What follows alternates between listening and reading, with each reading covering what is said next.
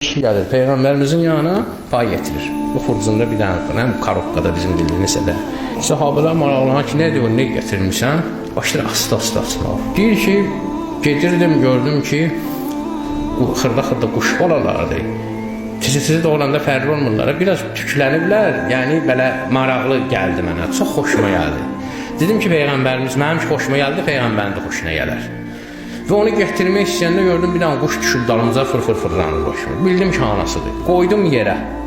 Dedim, çıxıb gedər, apararam. Gələr, oturar, oyla qarışıq apararam. Biraz gözlədim, gəldi, oturdu qalalarının yanında. Qalaların yanında götürdüm, gətirdim Peyğəmbər sənin yanına.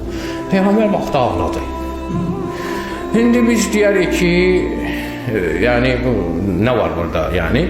Amma Peyğəmbər çox açıqlama verdi ki, o quş ki, balasını nə qədər sevir, yadınızda saxlayın, Allah bəndəsin 1000 dəfə ondan artıq sevir. O niyə görə quşdan misal getirdi? Quş hürkək bir varlıqdır da. Elə bir dənə qış eləyərsən uçar, elə də deyil. Amma baxmayaraq ki, çox hürkəkdir, nə qədər qorxduğu bir varlıq olsa belə, balalarına görə neyniyir? Onların müdafiəsinə qalxır, türklərini qabardır, gəlir o qorxduğu varlığın üstünə neyniyir? Onu müdafiə edir, o sevgisindən irəli gəlir.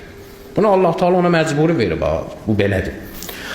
Ona görə deyir, Peyğəmbərimiz deyir ki, Allah yadınızda saxlayın, bəndəsini 1000 dəfə ondan artıq sevir. Sonra hədis-i qudsi var ki, o 1000 məsələsinə görədir. Allah Teala deyir ki, mənim rəhmətim, sevgim 1000'dir. Onun birini vermişəm dünyaya. 1000'dən birini vermişəm dünyaya. 999'unu saxlamışam ahirətə. Ahirətə bəndələrim. Yəni o qədər sevir bəndəsini.